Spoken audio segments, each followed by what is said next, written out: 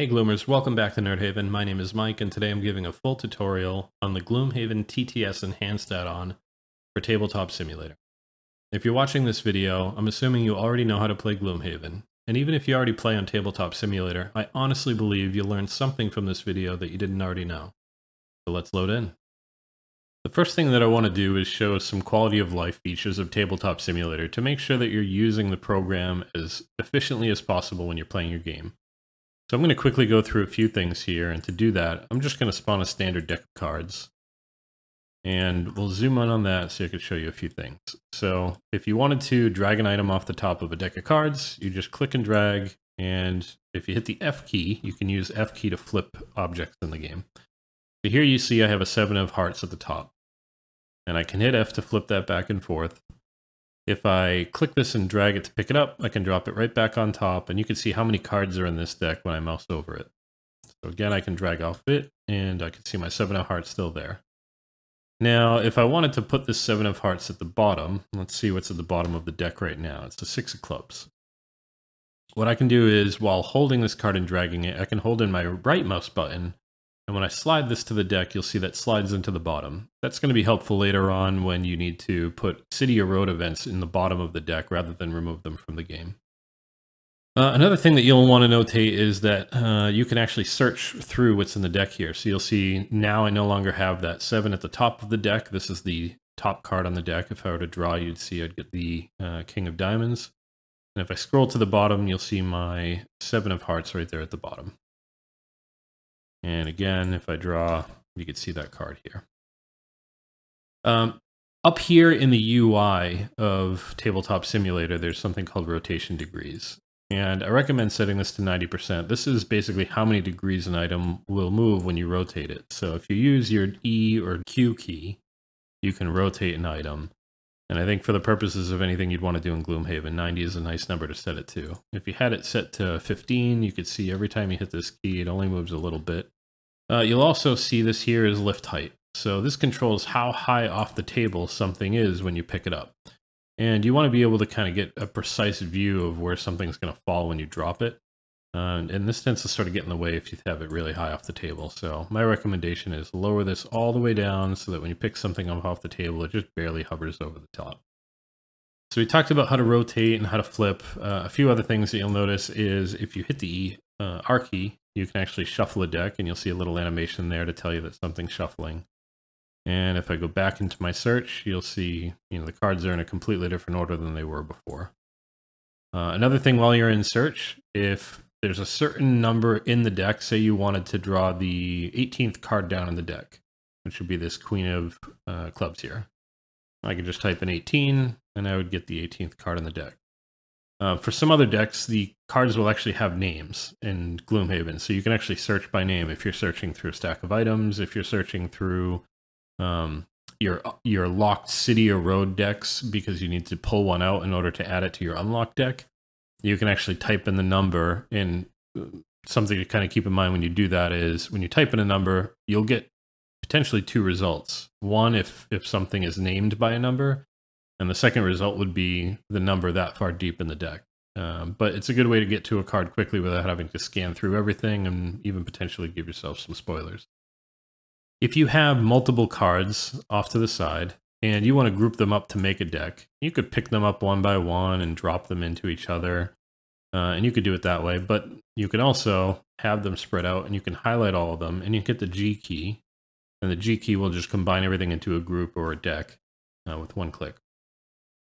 If you have these cards here and you wanted to draw them, while mousing over a deck, if not on your keypad, but on your regular keyboard, you hit a number equal to how many cards you want to draw. I'm going to press 2. You'll see that I just drew 2 cards to my hand. And if I bring these back down and put them on the table, I'm going to group these again. If I just press the number 1, again, you can see I draw 1 card to my hand. If you have an object that you don't want to be interacted with, you want to keep it permanently and you don't want to accidentally move it around or drag it, when you're mousing over it, you can hit the L key. That will lock the object to the table, and you can't pick it up to drag the deck. You can still draw cards off of the deck, but you can't actually pick up the deck. For other objects like map tiles, things like that, you may notice that traps, things that are preloaded in a scenario, might be locked down, and if you need to remove them, you may need to unlock them. So the L key is helpful for that. You also have a Z key that'll allow you to quickly zoom in and out on a certain part of the board. You'll have the Alt key, which if you have an object on the board that you want to see closely without moving your camera all the way in, you can hold in the Alt key and it'll give you a zoomed version of that card. And if the card is backwards and you want to zoom in on the back of the card, you can while holding an Alt, you can press the Shift key. And that'll allow you to see the back of whatever card you're zoomed in on. That's called peeking. If there's a certain part of the board that you want to call someone's attention to, you can hit the Tab key, and that'll drop an arrow. So if you want to tell somebody a certain hex to be mindful of, or an obstacle that you're specifically talking about, a monster that you think we need to focus on, you can use your Tab key to ping an area. And if you want to zoom everything all the way back out, you can hit the space bar, and that will reset your camera view. For certain items in the game, certain objects, for example, a road card, on your road deck, you're going to have an example of a road event that you can zoom in on here and you can see the details on. But when you flip to the back of it, you're going to see that all of the text is blurred out.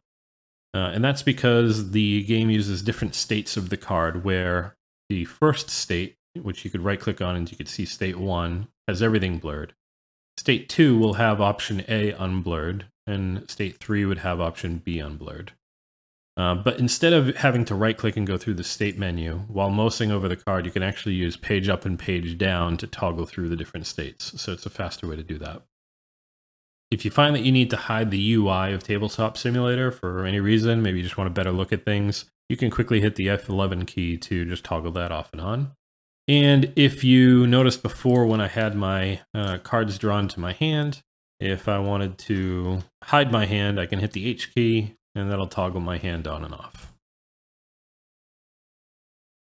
One other thing that you may find useful is a character mat, or maybe the player board, which we'll get into in a moment, or maybe there's any part of the screen that you want to keep tabs on while you're looking at the scenario, or maybe you want to keep tabs on the scenario while you're looking somewhere else. However you prefer, if there's a certain area that you want to keep up on your screen, you can zoom in on that, and then right-click on the table. You can't click on an object and get this because you'll get the object menu. But if you right-click on the table, you'll see something here called Picture in Picture. And when I open that up, I actually get the area that I'm zoomed in on, and I can toggle that in and out, and I can lock to it. So while I'm unlocked, I can zoom in, I can rotate around, I can move to make sure it's exactly where I want it. And once it's locked, then you can move around, you can go somewhere else on the board, but you'll always have that in the corner. If you close out of it and you move around, you can still right click on the table, open picture back up, and it'll stay locked right where it was before. You can use the side here to drag this around. You can resize it, and that gives you some functionality. I know a lot of people like to use this to keep track of all the different player cards that were played, so you can be mindful of, you know, what cards did you play this turn, in case you're paying attention to the scenario and you don't remember. I'm also going to call your attention to the rewind feature up here at the top. This is notorious for being picky, I guess is maybe a nice way to say it, with Tabletop Simulator. This sort of undoes the most recent actions that you've done, and it reloads all of the assets. And unfortunately, it's somewhat common that this will actually break your game. Something maybe doesn't load correctly, or something will bug out. So this is something you should use sparingly, but it is a tool that you have if you need to rewind. It's something that you have as an option. If you hit Control-Z, which is sort of like a default for undoing something, that will actually trigger a rewind. A different option that I prefer, and I think this is something that you should be in the good habit of, is that your saved states will automatically save up to 3 autosaves, and it saves every 5 minutes. If you go to Menu and Configuration, under Interface and Miscellaneous Settings, about halfway down, you'll see Autosave Interval, which is how many seconds between every autosave. Again, by default, this is 5 minutes. And how many slots it will autosave into. So if you wanted to have more than 3 autosaves, you can configure that right here. If you're somebody that's still learning the game and still learning Tabletop Simulator, and you're afraid that you're going to make a mistake or break something, it might be a good idea to set this to autosave faster so you lose less time if you have to reload. On top of the picture-in-picture, some other things that folks will find useful is you can actually set camera location. So if you wanted to zoom in on a character mat, you can hit Control-1 and save that as a camera location.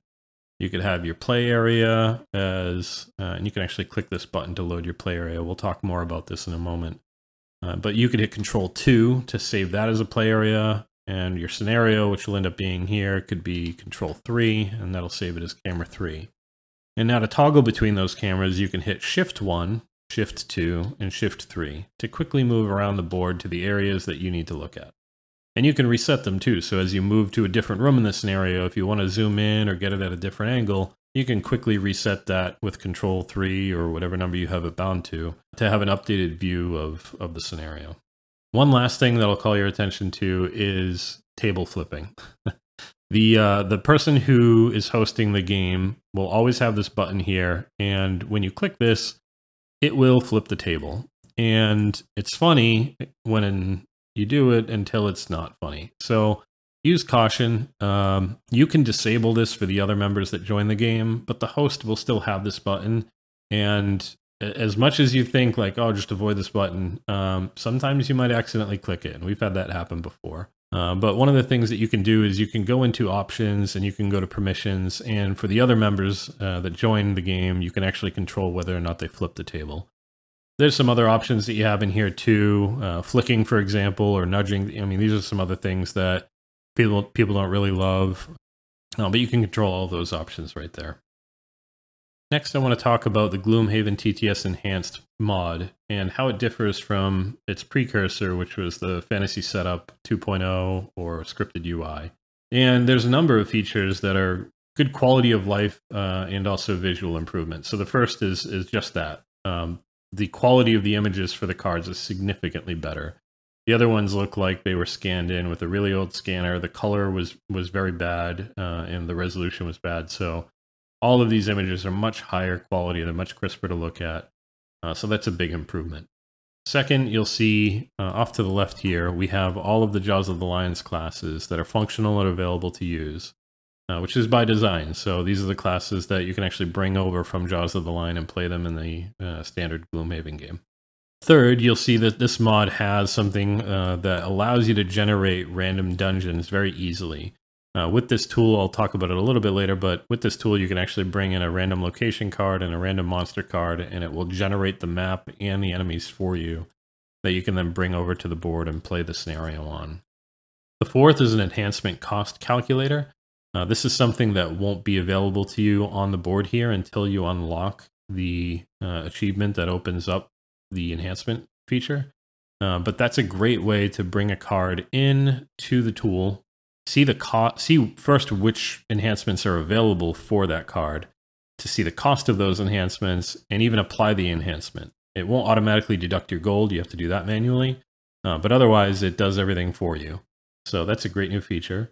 Next is it has some improved scripting and automation. For example, the character modifier deck is impacted by perks. And when you select your perks on the character sheet, if you repack and then unpack your character, it automates all of the updates to the attack modifier deck, which is probably the biggest waste of time that we had in the older version. So that's a huge improvement. The last big one is you'll see that there are 3D obstacles and doors and models for a lot of the terrain pieces on the map. So instead of just dealing with 2D tiles now, we get a little bit more of an immersive map setup on the scenario board. So all that's out of the way, and we're ready to start building our scenario and playing the game. So first, let me draw your attention to the party sheet. This is over here off to the left-hand side, and on it you can name your party. If you want to save your location to remember where you were last time you played, you can do that here. You can adjust your party's reputation, and it'll automatically calculate the shop modifier price. You can keep some personal notes. So for example, if there's a city or road event that you got trolled on and you want to make sure that you don't get caught by it again, you can make a note of that for yourself. Party achievements that you want to make note of, you can keep here. And the most important part of the sheet is going to be the party member details down below. So for however many players you're playing with, you can name them here. But most importantly, you can set their level. And based on how many characters are anything other than level 0, the game will know how many characters are playing and what level they are, and it'll automatically calculate their average level and the scenario level. And if you want to change the difficulty, you can click on this here to toggle it between all the different modes, and it'll adjust the scenario level from there. This is another important thing that you want to keep in mind, because if your party size changes from scenario to scenario, maybe you have players that don't show up all the time, you do need to make sure that you come over to the party sheet and adjust that character's level to 0 to make sure that they're not included in the calculation for your average party level. Last thing I'll call out is if you click on the title party sheets up here, you'll see this little button icon. That will actually lock the content here to make sure that you don't accidentally delete or overwrite it. And you can unlock it the same way. Next, let's look at the world map, which is on the right-hand side of the screen. First thing you'll want to do is notice that all of the numbers across the map are actually buttons. So when you mouse over them, you can see you can click on them. And if I click on scenario 1 here, you'll see that the sticker for the black barrow gets revealed. If I click on this black barrow sticker, you'll see that it puts an X on it to indicate that I've completed the scenario. If I click it again, it'll toggle it back. If I triple click a sticker, it'll put a red X to indicate that that scenario has now been locked out for me. And the last thing I'll say is if you double click the sticker, it will actually load the scenario on the board. The other thing that you'll want to call your attention to is down here below, you have a prosperity tracker. Each of these are buttons, so you can click on these as you load them. You'll also see that there is an area here where if you click on this, it'll ask you if you really want to reveal that. I'm not going to spoil exactly how that works, but you'll know when you get to it if you haven't gotten that far in the scenario yet. There's also your global achievements at the top. So every campaign when you start is you're supposed to start with city rule militaristic, but when you click on this button, it'll open up a ribbon where you can actually go through and you can see all of the global achievement stickers, and you can pick which ones you need. Moving back to the left side, you'll see tuck boxes for each of the classes in Gloomhaven. So here's your starting 6, and again, you also have the 4 from Jaws of the Lion, and if you have the Forgotten Circles expansion, you also have the Diviner class here. We'll get into where you can find the locked classes in a little bit. So these are infinity boxes, so you can drag out as many versions of any of these characters as you want. But let's start with the Brute. This is what I started with in our scenario, in my home campaign. And when I drag this out, you're going to see a tuck box that looks like the mini box. Just like a deck, you want to drag and hold. If you click quickly, then you'll actually drag an item out of this. It acts like a bag. So if I just click and drag, you'll actually see it pulls the standee out. I don't want to do that. So I'm going to put this back in this bag. I'm going to click and hold until I'm ready to move it. And next thing I need to do is open up a player mat. So if I click add a player, my mat's open. Now I can click and hold and drop onto the player mat, and it will load out my character. And it automates a whole bunch of stuff here. So I have my standard attack modifier deck. I have my player standee. I have my mat. You can see here are all my starting cards. And down below I have my character sheet. I have the enhanced abilities. So these are abilities that I can unlock as I level up. And I also have the attack modifiers that I can gain as I obtain perks for my character. So all that information is right here. And then, again, it automates a lot of that setup. You can have up to 4 player mats. And the scenario setup, when it actually places the monsters, it does that based off of how many active players are set up on the game. So if you are playing with 3 players, you normally play with 4, but maybe you only have 3 tonight, you'll want to make sure that you actually pack up the player who's not there in order for the scenario to load correctly. And you can pack up a player by right-clicking the Remove Player button. And it just moves everything into a tuck box, and it keeps it nice and clean here, and then that character won't impact the scenario setup. And when you're ready to add that character back, you just click that button, and because the tuck box is right there, it unpacks everything, and you're ready to go again. Another thing to note is that when you repack and then reload a character, it'll activate scripts that automatically adjust the attack modifiers based on the selected perks on the character. So again, your default deck has 20 cards in it. As an example, if I took the perk here to remove 2 -1 cards, when I click that perk, I still have 20 cards here in my deck. Didn't happen automatically.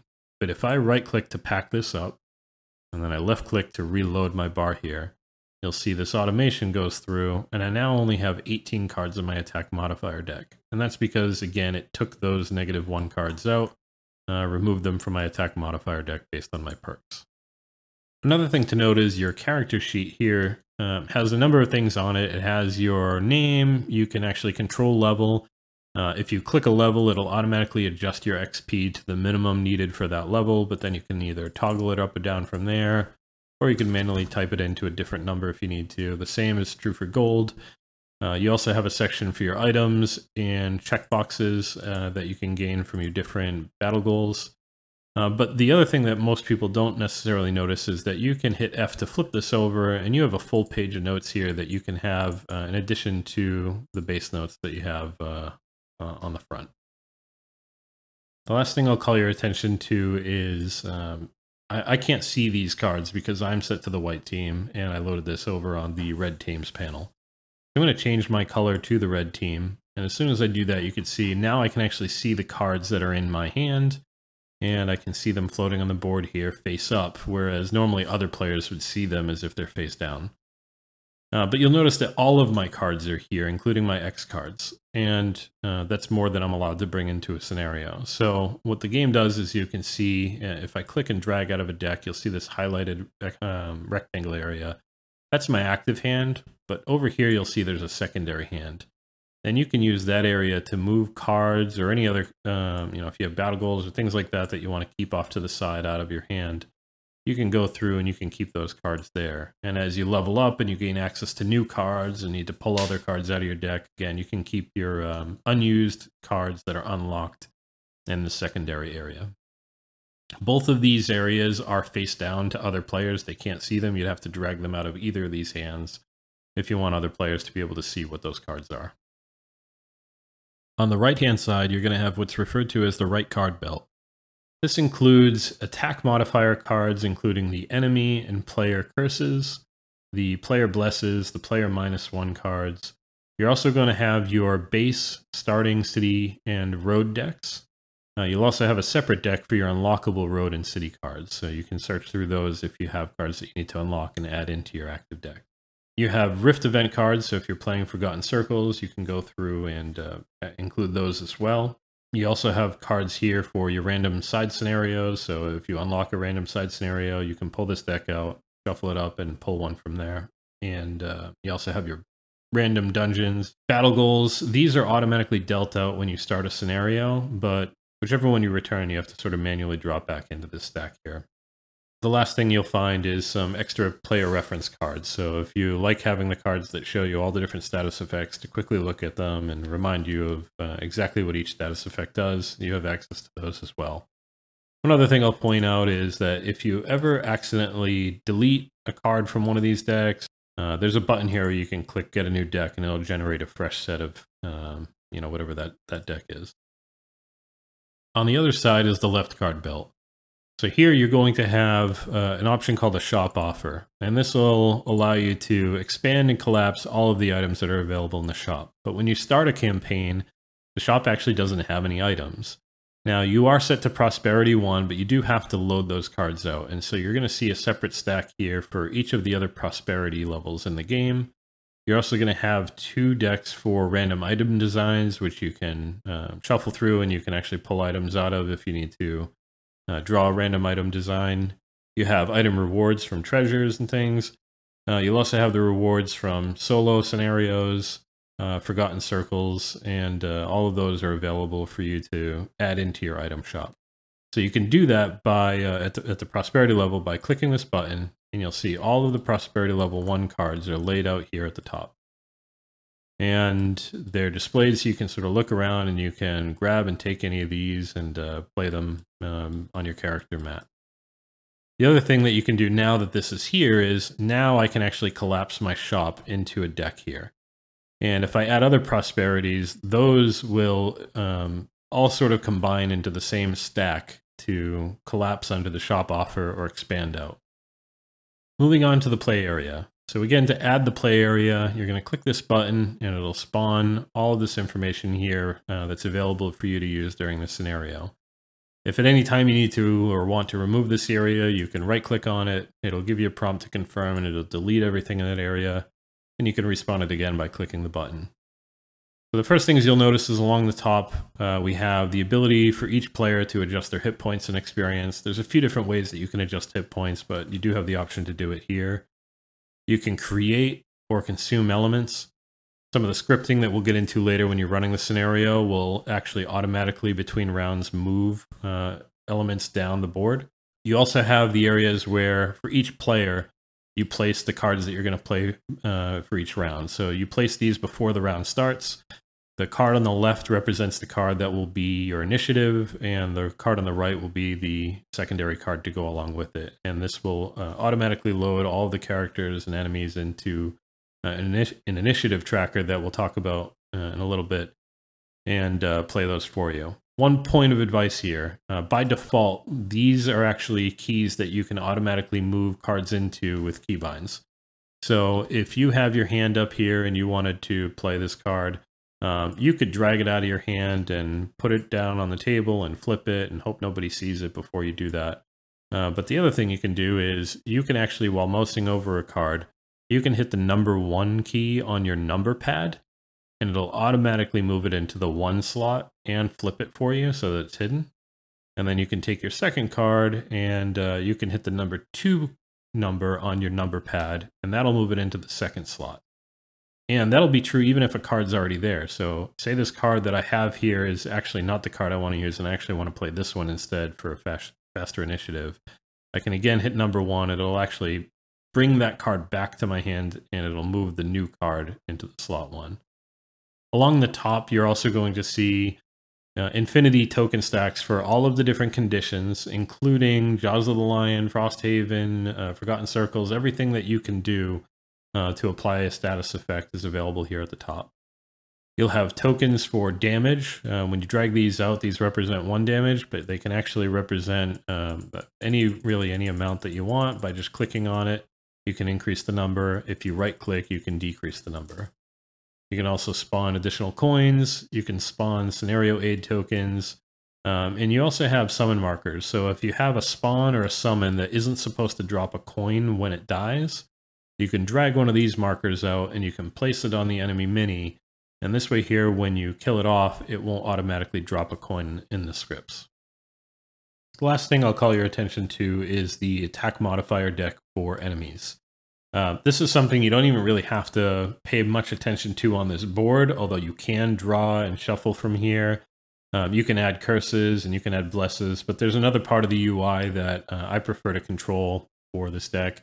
And you can also hit the number pad 3 key in order to draw an attack modifier deck for enemies. So you don't have to come here, but it is an option if you like to do it that way.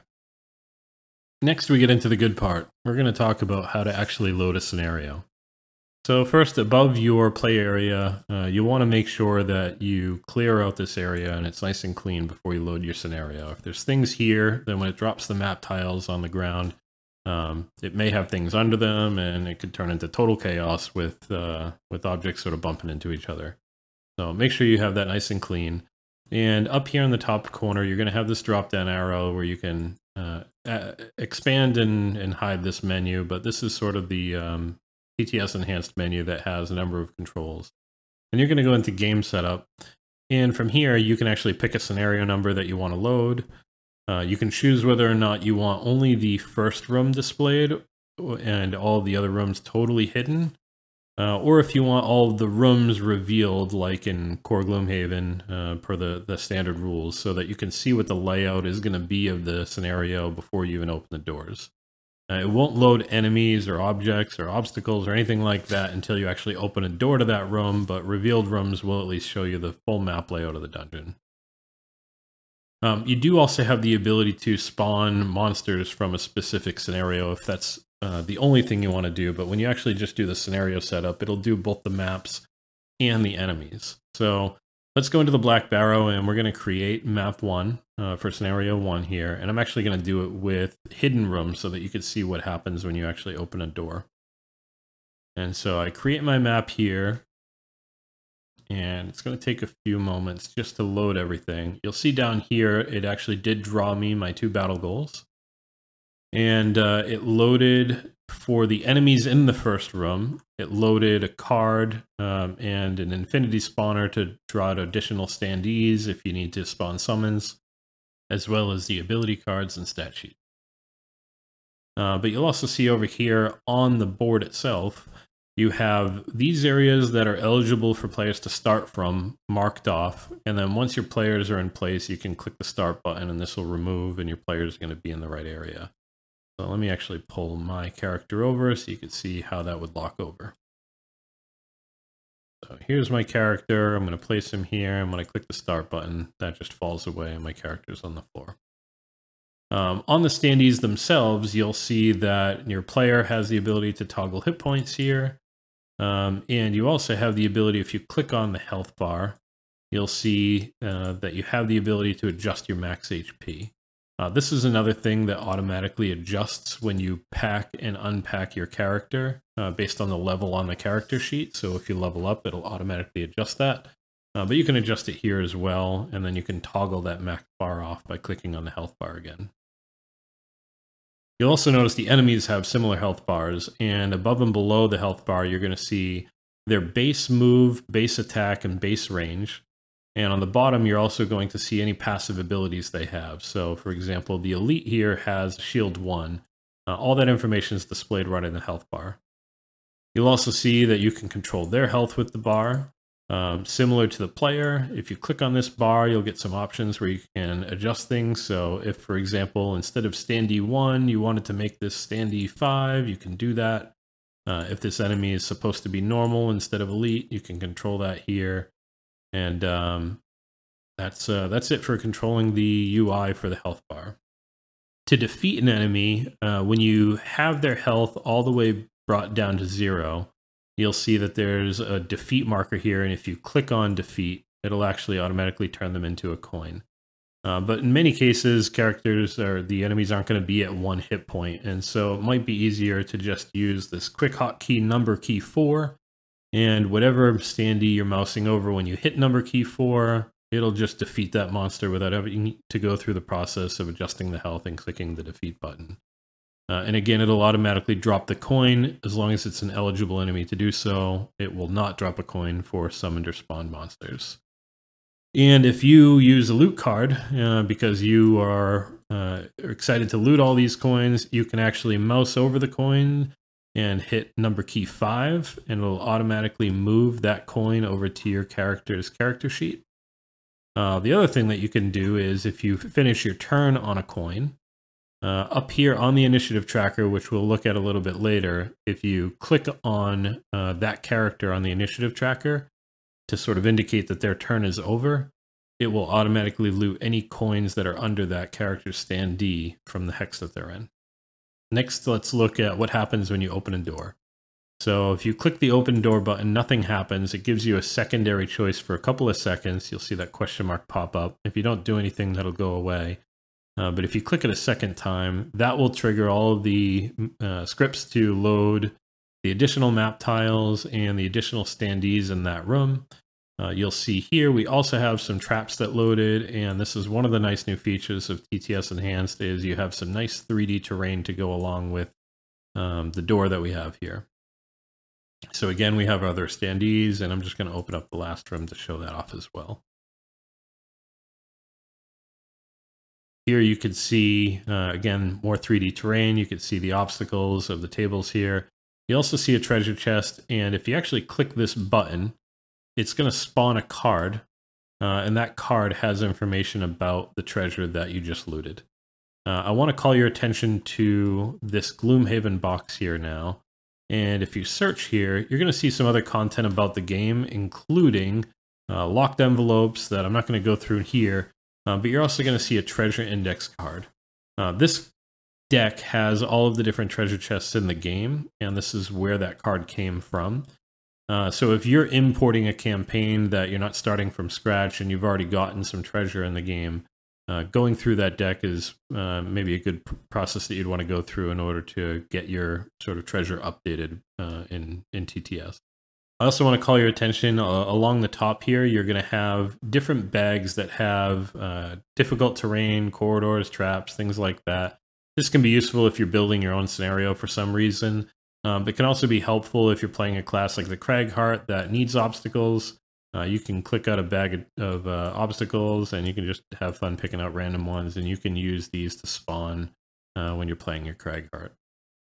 Last thing I'll call attention to back on the game setup menu is the Scenario 1 and Scenario Lost buttons. So these are in the play area as well. And when you do them, it's going to automate a number of end of scenario tasks for you. The only difference between Scenario 1 and Scenario Lost is over here on the left-hand side, based off of whatever the difficulty of the scenario was, you get bonus experience if you successfully complete the scenario. So that extra bonus is only given when you click Scenario 1. Otherwise, everything else is the same here. So the first thing that it'll automate is it'll move your character standees to your character mat. It'll automatically take any of the XP that you've awarded yourself from the scenario and any coins that are on your player mat, and it'll automatically adjust those on your character sheet. It'll pull all of the cards from your discard and lost pile and active area, and it'll pull them back to your hand. It'll return any unused bless or curse cards from your attack modifier deck back to the right card belt. It's going to reset any of the items on your character mat, but it will not automatically handle battle goals because it doesn't know whether or not you actually successfully completed that battle goal. So if you did, you have to go down here and give yourself a check mark. And if you didn't, then you just return the card back to the deck over here without giving yourself that check mark. Let's just quickly go through and see what happens when I click one scenario.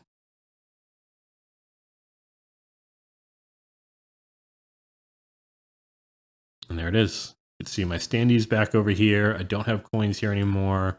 And all of those tasks were automated for me. Last thing we're going to do is we're going to clean up the scenario. So again, under game setup, you can see delete map, and it's going to highlight a big white box. This is really important. Everything in that white box is going to get deleted. So you need to make sure if there's something that you have that you don't want to lose, like something from one of your permanent stacks here. Maybe you have a road event card that you left out here on the side. Make sure that that's not here before you delete this, because once you delete this, it's gone. And it's going to take a lot of work to go and try to bring that back into your campaign.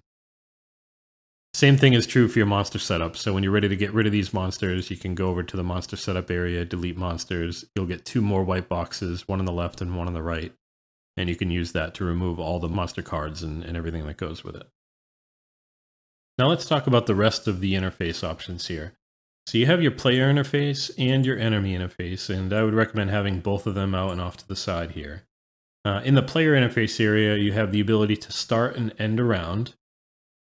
For your character, you can draw an attack modifier card. You can add a curse to your deck or a bless to your deck. You could sort your hand, which sorts them left to right by initiative order.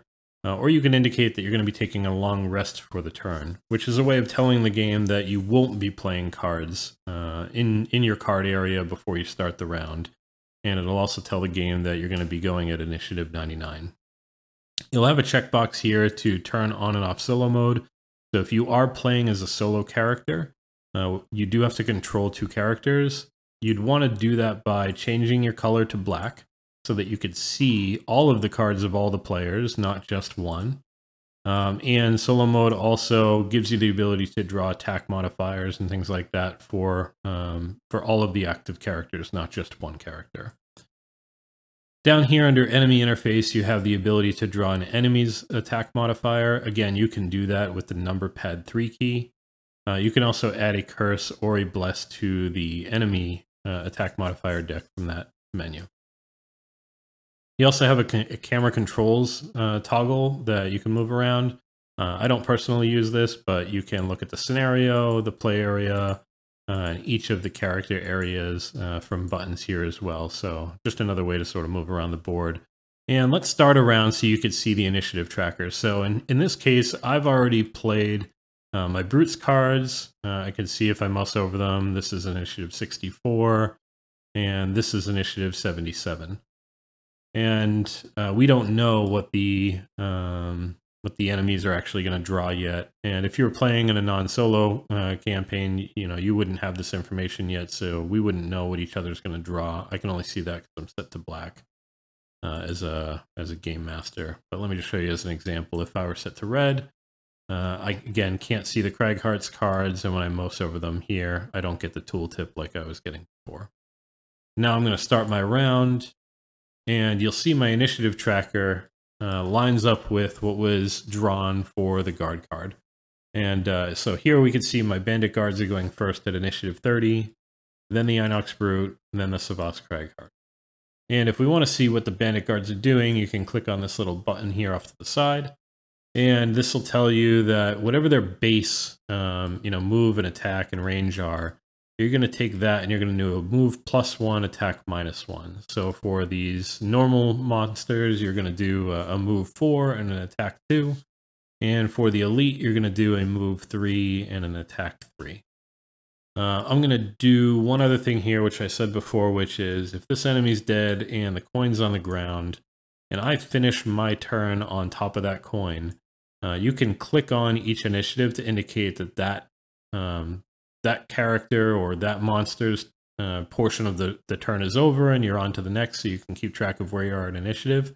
And if I click on, watch my standee here, if I click on Inox Brute, the coin that was under me immediately went over to my character sheet because I ended my turn. The last thing I'll call out is if you do have a character that has gone exhausted, maybe they ran out of cards or whatnot, the game is going to expect a character to play 2 cards or indicate long rest every round, and it won't let you start a round unless one of those 2 things is done. The exception to that is if your character is set to 0 HP. So if a character is exhausted out, make sure that you set their standee to 0 HP in order to make sure that you can continue on without them having to click long rest every turn in order to get each round going.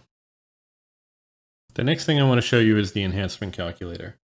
In order to do that, I need to indicate that I've gotten the achievement to unlock enhancements. So I'm going to go up to my banner here, and I'm going to go into the power of enhancement. When I click on that, I get a quick enhancement guide, which talks about information about how enhancements work and all the math that goes into them. So this is straight out of the, the user guide.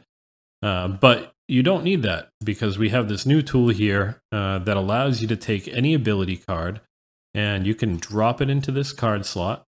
And when you do, you're going to see that for any of the pips on the card that are eligible for an enhancement, they're marked with a number here. So I have 1, 2, 3, and 4. And if I want to see which enhancements I could add to pip 1, then I'm going to click on 1. And I'm going to see the gold value associated with each enhancement I can get. I can't add jump to an attack, so it doesn't give me gold. Can't add hex to an attack. But I can add +1 to an attack for 50 gold, and it calculates that based off the level of the card, how many other enhancements are already on the card, so on and so forth. If I wanted to, say, go down here to the bottom, and I wanted to enhance the shield 1 with a +1 or an element, one of these other modifications here, then I can do that. And the next thing you'll see is I can actually click a button here. So if I wanted to take slot 3 and put a +1 on it, then I have to pay my 100 gold. It puts that in the chat log so you remember how much you have to deduct from your character sheet. But now you can see this card has a decal on it to indicate that it has a +1 on that. If at any point you realize that you put a sticker on an error that shouldn't have been placed on there, that's fairly easy to fix. So you can drop it back down on the table, and if you click this decals button here off to the side of Tabletop Simulator, you're going to get this number here, and you can actually just click on the decal, and it's going to remove it for you. If you already play Gloomhaven on Tabletop Simulator under Fantasy Setup 2.0, I'm going to have a video linked in the description that walks you through how to migrate your campaign. If you just want to back up your campaign or save it to migrate to a newer version of TTS Enhanced, here's what you need to do. First, you need to make sure that you've named your party on the party sheet. So that's important. Make sure you name that so you don't run into any scripting errors. Second, you need to pack and unpack each character in order to update it behind the scenes before saving. So again, you can right-click on the remove character piece and then add a player to unpack it back out. Make sure you go through and do that for each character. Third, you'll want to make sure that if your item shop is laid out, that again, you pack that away. Lastly, you'll want to make sure that all non-removed event cards are either in the active area, which is up here. You can have a spot for the active road, city, and rift events, or that they're stored in the right belt here off to the side. Last thing you'll do is come over here to the campaign manager and you're going to hit save. And when you do that, it's going to generate a floppy disk object. And that floppy disk gets dropped down in the middle of the board. And that has information about the campaign. If you go into the notebook, you can actually see here, it has information about the save file. And this is what the game needs in order to be able to recreate your campaign in a fresh load of TTS Enhanced. From here, you can right click on the object and you can go into Save Object, name it whatever you want, and that'll save the file for you. And the next time you load into a new version of TTS Enhanced, you can go under Objects, Saved Objects, and any objects that you have saved will be available here for you to spawn into your new loadout of TTS Enhanced. So when version 1.2 or 1.3 or whatever it is down the road comes out, you'll be able to load into that version and carry your campaign over. Finally, just some other details that you'll need to know before you get started in your campaign.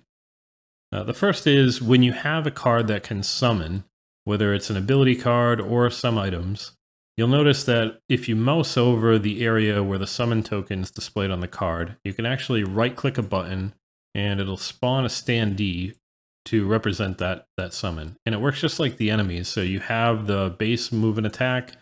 You'll also have any abilities that they have on them, and you can control their hit points from here. So this is a great addition to TTS Enhanced that makes summons a lot more functional and easier to manage. Next thing I want to point your attention to is under the notebook button here, you'll see there's this tab Options, and along the top there's actually some different options that you can control that impact some of the scripting or display information that's available in this tool. So some of this is customizable. I'm not going to go through everything here, but I wanted to call your attention to some of these things being controllable, and you can go through and you can make some of these changes if you'd like to. On the left-hand side, just below the left card belt, you're going to see a little stack when you load into a new campaign that talks about the errata to the corrected minor and major stamina potions. The game and the printing indicates that a minor stamina potion has recovers two cards, and since it's been nerfed, now only recovers one. So as you go through, if you need to swap out, if you're going to play by the corrected rules, it does give you a corrected version of those cards so that you can replace them with the default that comes with the game. On the right-hand side, you're also going to see some additional battle goals that are above and beyond the standard ones in the game. So the right-hand side, you're going to see Jaws of the Lion battle goals. And on the left-hand side, you're going to see the popular Satires Extended battle goals. So dragging out from these will give you some additional battle goals that you can mix in with your deck. It'll give you some greater variety if you wanted to include those in your game. Lastly, I did just want to plug the random dungeon generator. And actually, the team that's developing this mod has a video that they've already put together on YouTube that walks through how to use this. So while it is a great feature, I'm not going to cover it again because I already think they did a great job with it. So I'm going to have a link to their video in the description below. That's going to wrap up the tutorial. If there are any tips that you use that I didn't cover, leave a comment below to let me know. The devs for this add-on have some amazing plans going forward, and I've already seen some of the work that they have in development for version 1.2 and 1.3. I'll be making a new video each time they release a new version to update you, so subscribe if you don't want to miss out on any of the new features. If you like this video, share it with the people you play with, and hit the like button. Thanks for watching, and we'll catch you on the next one.